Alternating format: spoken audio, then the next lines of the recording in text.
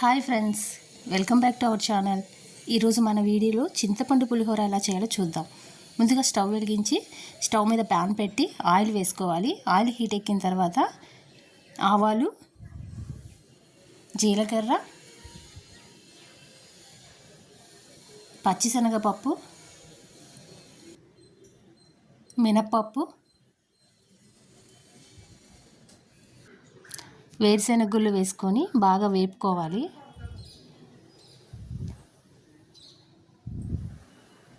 ఈ పప్పులన్నీ బాగా వేగాలండి.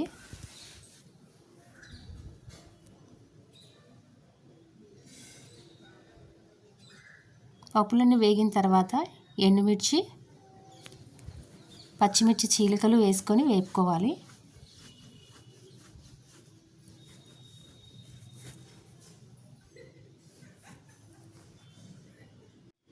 ఇప్పుడు కొద్దిగా పసుపు వేసుకొని మొత్తం అంతా కలుపుకోవాలండి.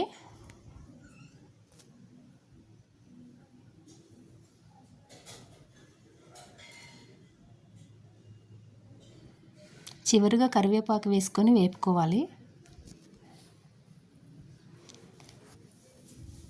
ఈ తాలింపు ఎంత వేగితే అంత బాగుంటుందండి పులిహోర.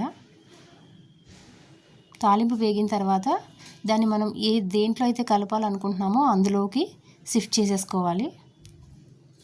ఇప్పుడు అదే పాన్లో మనం గుజ్జు తీసుకున్నటువంటి చింతపండు రసాన్ని వేసుకోవాలి.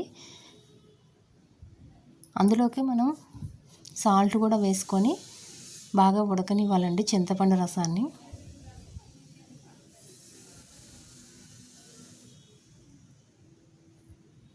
ఈలోపు అన్నం వండుకొని రెడీగా పెట్టుకోవాలి. అన్నం చల్లారబెట్టుకోవాలండి.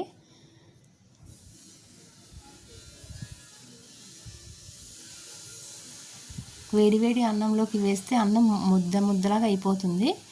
అందుకే అన్నం చల్లారితేనే మనకు పులిహోర పొడి పొడిగా బాగా వస్తుంది.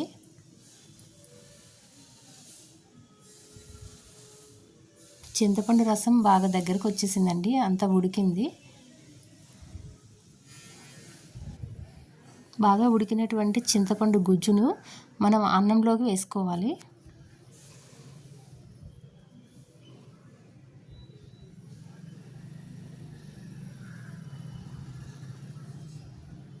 అన్నంలోకి వేసుకున్నాక మొత్తం అంతా బాగా మిక్స్ చేసుకోవాలండి.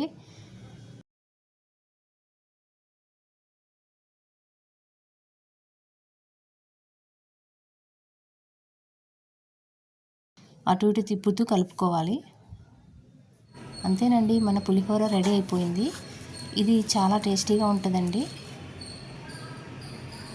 శ్రావణ శుక్రవారం అమ్మవారికి ప్రసాదంగా చేశాను. మీకు నచ్చిందండి? నచ్చితే లైక్ చేసి, షేర్ చేసి, సబ్స్క్రైబ్ చేసుకోండి ఫ్రెండ్స్.